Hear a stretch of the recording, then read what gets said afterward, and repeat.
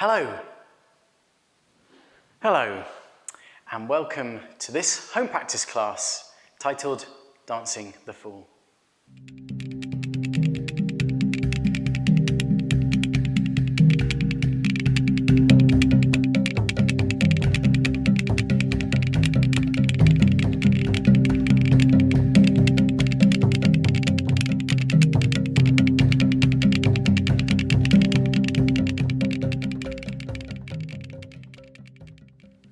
Hello there, my name is Tom. I'm a white male standing dancer with a bushy beard. I'm currently in a bright studio space with a wooden floor, and I'm seated on a chair. So what do I mean dancing the fool? Well, my suggestion is that the fool is a kind of energy that's in all of us. You might be familiar with some other terms instead of fool, perhaps clown, joker, jester, or my personal favourite, trickster. This kind of energy really helps me to not take myself so seriously. It helps me to lighten up, and it helps me not to worry so much about looking silly or foolish sometimes. This is a brilliant tool in dance. That could be in performing or even in creating dance performance. The trickster energy or the fool energy disrupts so that it might reveal a new perspective. So in this class, I'm going to invite you to join in some tasks, mostly improvisational based, and they're going to start to explore this trickster or fool energy. I encourage you just to have a go, to jump in and kind of approach everything with a light-hearted playfulness. So our first task, just wherever you are in a comfortable position, we're going to start with the nose. So maybe you want to touch your nose, bring some attention there. And we're going to imagine our nose to be a kind of special island, a floating island that can migrate across the ocean of our face. So in your own time, you're going to let the nose shift, and that will kind of stretch your face in different directions, just to have a go, to start to loosen up the face. We're often so serious or without expression sometimes when we're dancing. So this is a chance to start to play with that. So in your own time, start to explore stretching the nose.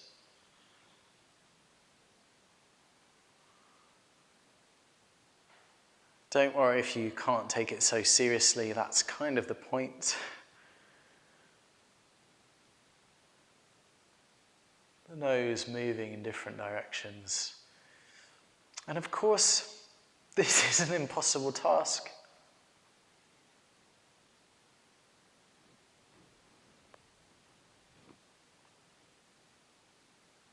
Maybe your nose starts to head in one direction, and then changes its mind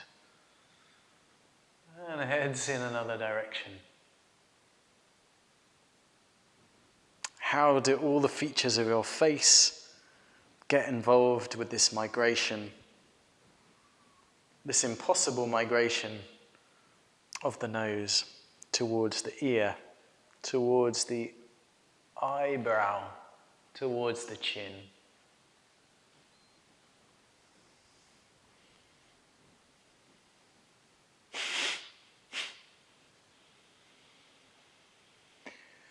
And when you're ready, have a rest. So in the center of your space, we're going to try this again, starting with the face. But this time, hopefully you have a bit more space around you. And I'm going to encourage you to let the movement of that nose, you might build, for example, some tension, trying to stretch the nose in one direction, and I'm going to encourage you to follow with your body, to let that movement or that tension in your face somehow create some movement. So this is a way to start to make movement from one very small gesture or movement in one part of the body.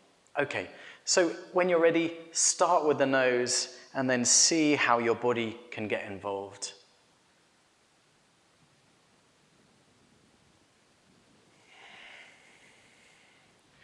You might find yourself in quite awkward positions. Don't worry, that's all part of it.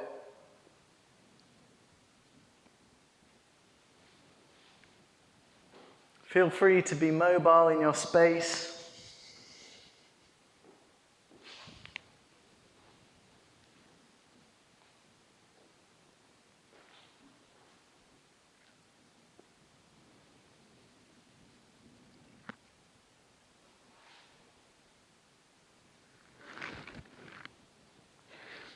Remember, you don't have to try too hard or take it too seriously.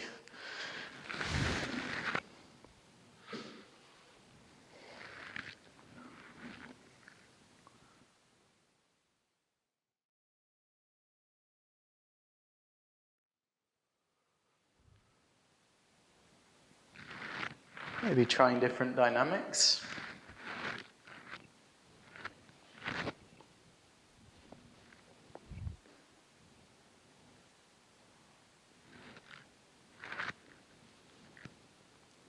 And when you've had enough, come back to an easy position and we'll move on to the next section.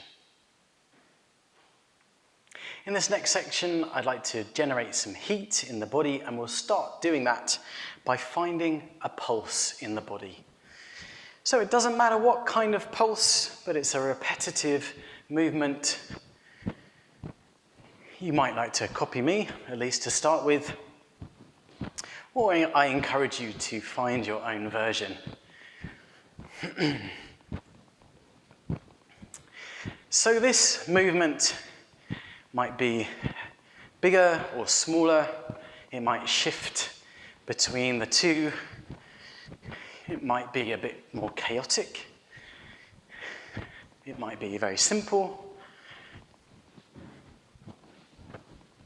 But I encourage you to start to let this pulse, whichever you've got, to start to deviate. So this kind of trickster energy of deviation, letting something transform into something else, even if we don't quite know what it's going to be.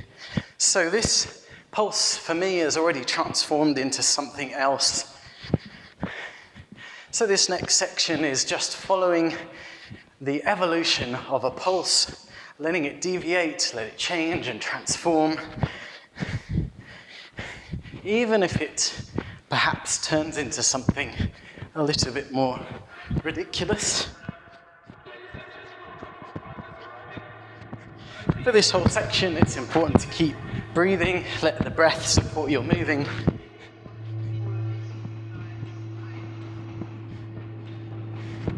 And start to follow the deviation as if it had a mind of its own.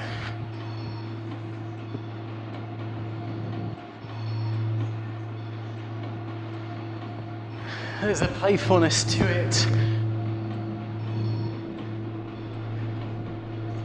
And bit by bit, there'll be a change that appears. It might start to feel a bit awkward, especially in the transitions where it's not quite found its own rhythm.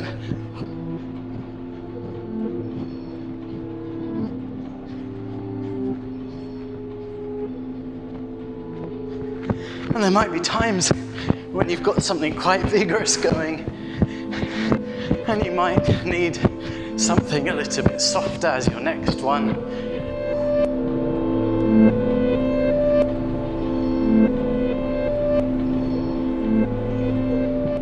So that you catch your breath, and then maybe something else comes from there.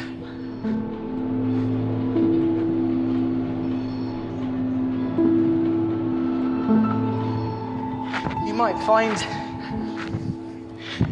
that your nose and your face wants to get involved from the last section.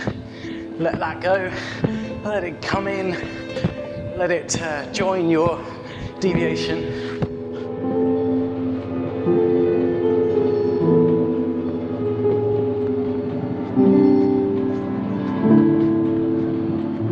Sometimes it might feel quite ridiculous or chaotic or dramatic.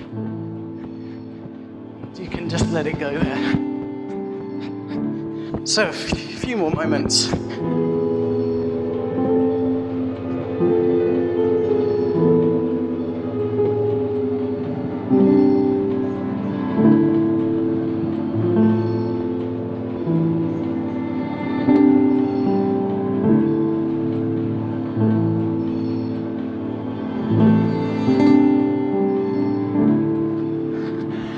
And then when you're ready, you can let that slowly start to come to an end. Until you come to a nice and easy working position. A chance to get your breath back, and also to grab a drink of water if you need it, ready to start the next section.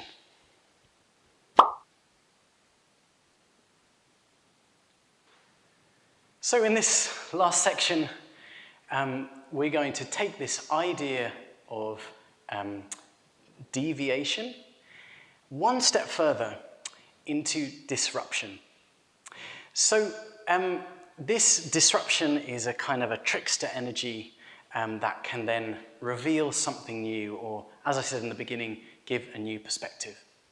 So in this book, Iron John by Robert Bly, there's a short passage about the trickster energy. So he says, "The trickster does not go with the flow, but his job is to reverse it as soon as he sees in what direction it is flowing."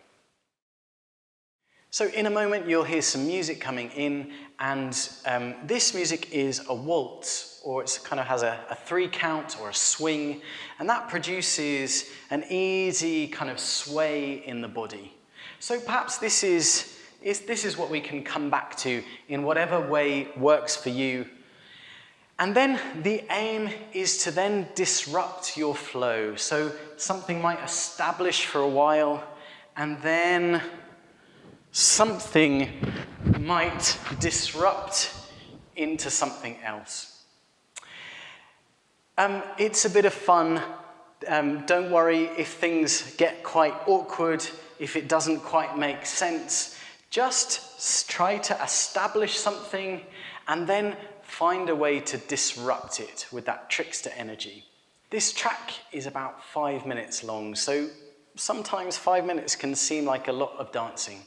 So pace yourself. If you need to slow down, do something quite minimal so that you can catch your breath, ready to perhaps do something a bit more energetic again. I encourage you to do that.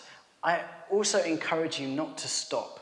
So keep going. You might feel like you get a bit stuck, but sometimes a disruption from a stuck place is the best place that a disruption comes from, and something new might emerge in a really unexpected way. Who knows what's going to happen?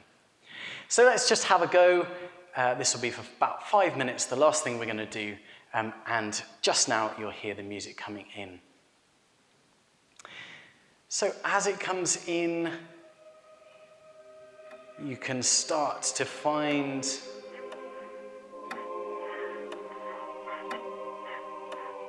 a bit of a sway.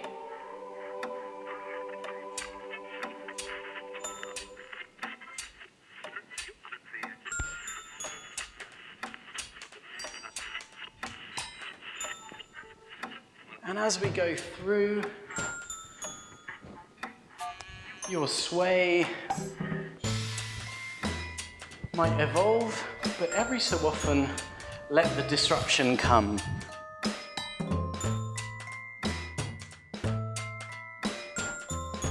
Again, a playful light-heartedness.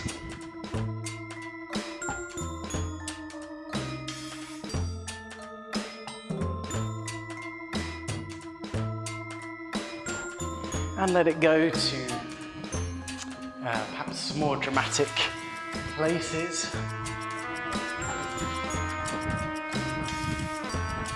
Following deviation and disruption with this trickster or full energy.